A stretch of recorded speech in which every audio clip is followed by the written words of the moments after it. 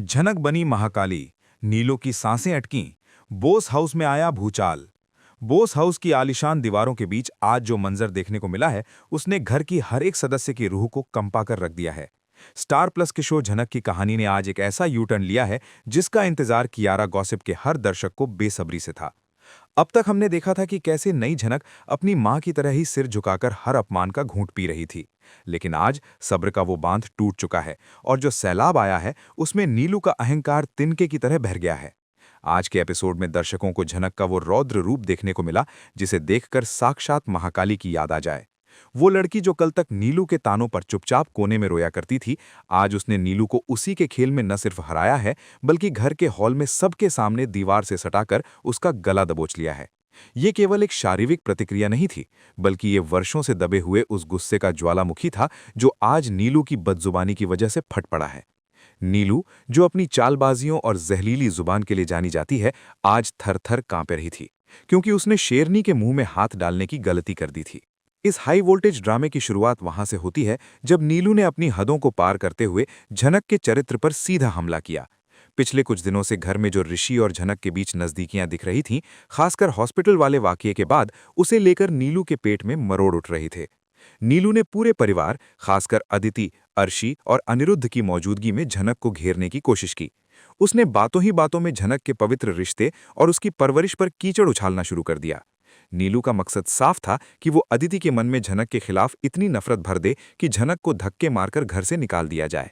नीलू ने भरी महफिल में झनक को दूसरी औरत और घर तोड़ने वाली जैसे अपमानजनक शब्दों से नवाजा। उसने ऋषि के साथ झनक के रिश्ते को एक गंदा नाम देने की कोशिश की, ये कहते हुए कि मां की तरह बेटी भी दूसरों के पतियों पर डोरे डालने का हुनर सीख कर आई है। नीलू की जुबान कैंची की तरह चल रही थी और वो भूल गई थी कि हर इंसान के बर्दाश्त करने की एक सीमा होती है। जैसे ही नीलू ने झनक की मां के संस्कारों और झनक के चरित्र को बाजारू कहने की कोशिश की, हॉल में एक जोरदार आवाज गूंजी। लेकिन ये आवाज किसी थप्पड़ की नहीं थी, बल्कि झनक के कदमों की थी, जो आंधी की रफ्तार से नीलू की तरफ बढ़े। इससे पहले कि कोई कुछ समझ पाता या ऋषि बीच बचाव के लिए आगे आता, झनक ने नीलू की गर्दन पकड़ ली और उसे पीछे धकेलते हुए दीवार से जा भिड़ाया। उस पल झनक की आंखों में जो आग थी, वो किसी साधारण लड़की की नहीं थी। उसकी आंखों के कोरे लाल हो चुके थे और माथे पर पसीने की बूंदें चमक रही थीं। कियारा गॉसिप के विश्लेषण के अनुसार ये झनक का ट्रांसफॉर्मेशन मोमेंट है। उसने नीलू की आंखों में आंखें डालकर बिना चिल्लाए लेकिन बेहद खौफनाक और भारी आवाज में चेतावनी दी। झनक की पकड़ इतनी मजबूत थी कि नीलू का चेहरा लाल पड़ने लगा और उसकी सांसें अटकने लगीं। जो नीलू कुछ सेकंड पहले तक जहर उगल रही थी, अब उसके गले से आवाज निकलना बंद हो गई थी।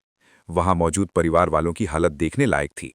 अदिति, जो हमेशा झनक को नीचा दिखाने का मौका ढूंढती है, वो भी डर के मारे अपनी जगह से हिल नहीं पाई।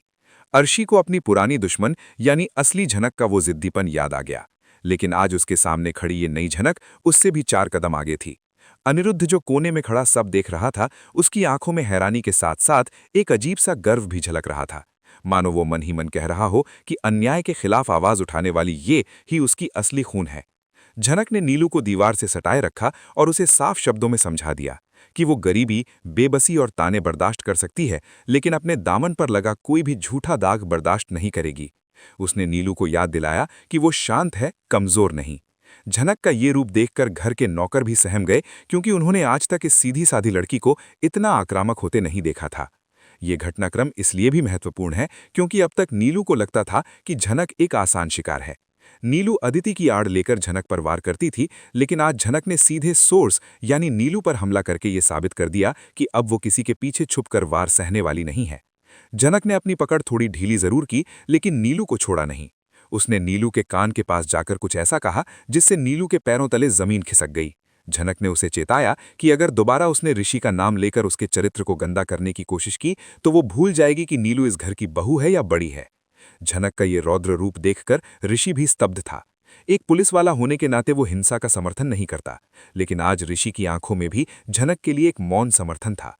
वो जानता था कि नीलू ने जिस घटिया स्तर पर नीलू को झटककर जब झनक ने उसे छोड़ा, तो हॉल में पसरा सन्नाटा किसी तूफान के आने से पहले की खामोशी जैसा था। नीलू, जो अब तक अपनी सांसों को व्यवस्थित करने की कोशिश कर रही थी, फर्श पर गिरते ही उसने अपना सबसे पुराना और आजमाया हुआ पैंतरा चला, विक्टिम कार्ड खेलने का। उसने खांसते हुए और मगरमच्छ के आंसू बहाते हुए पूरे घर को ये दिखाने की कोशिश की कि झनक ने उस पर जानलेवा हमला किया है। नीलू की नज़रें सीधे अदिति और अर्शी की तरफ थीं। वो चाहती थीं कि इस शारीरिक प्रतिक्रिया को मुद्दा बनाकर झनक को पुलिस के हवाले कर दिया जाए या कम से कम घर से तो बाहर फेंक ही दिया जाए। अदिति, जो पहले ही झनक से खार खाए बैठी थी, नीलू की हालत देखकर आग बबूला हो गई।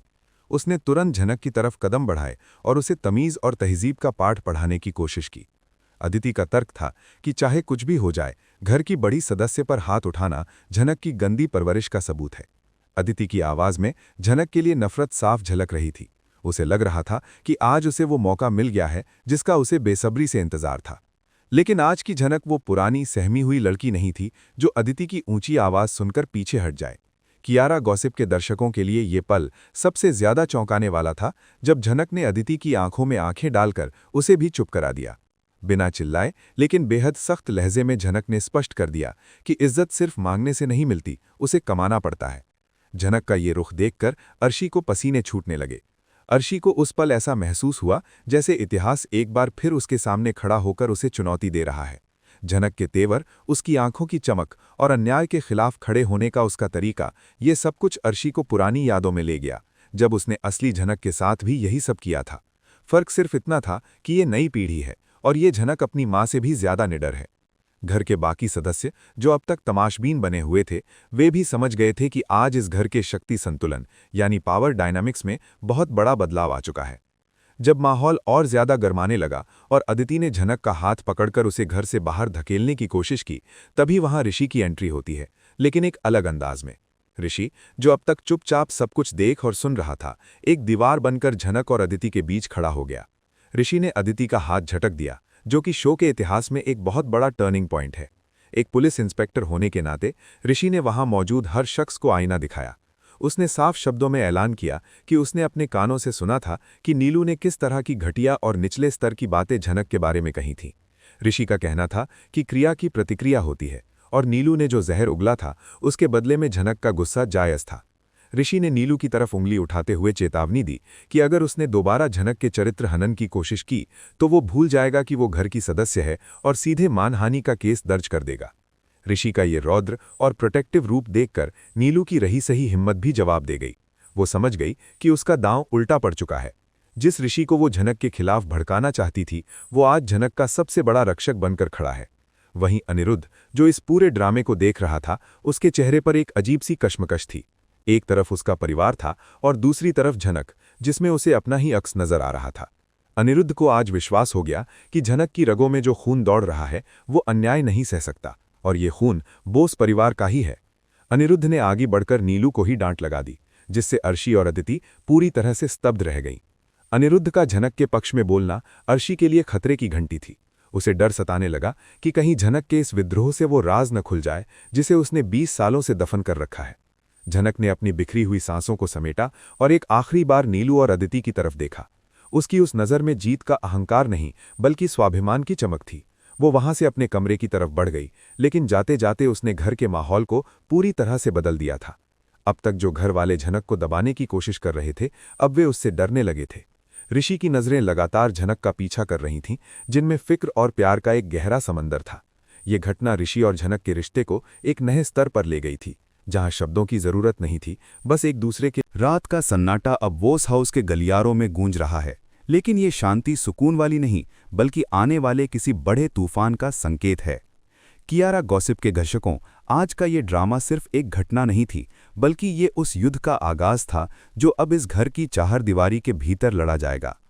अपने कमरे में अकेली बैठी झनक अब रो नहीं रही है। उसकी आंखों के आंसू सूख चुके हैं और उनकी जगह एक नई दृढ़ता ने ले ली है। वो शीशे में खुद को देखते हुए ये संकल्प ले रही है कि अब वो अपनी माँ की तरह बेचारी बनकर नहीं जिएगी। आज उसने महसूस किया है कि जब आप अन्याय के खिलाफ आवाज उठाते हैं तो दुनिया भले ही आपको बागी कहे, लेकिन अंदर से आपको जो ताकत मिलती है उसका कोई मोल नहीं है। झनक जानती है कि नीलू और अदिति अब चुप नहीं बैठेंगी। वो जानती है कि घायल नागिन और भी ज्यादा खतरनाक होती है और नीलू का अहंकार आज बुरी तरह कुचला गया है। लेकिन झनक के चेहरे पर डर की एक लकीर भी नहीं है, क्योंकि उसे पता है कि इस लड़ाई में वो अकेली नहीं है।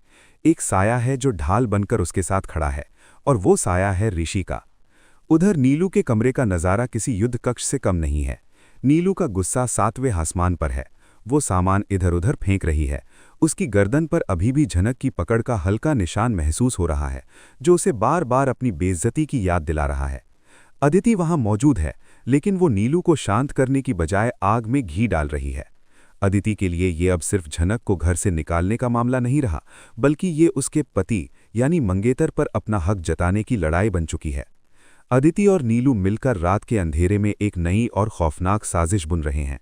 नीलू कसम खाती है कि वो झनक के इस महाकाली अवतार को पागलपन का नाम दे देगी।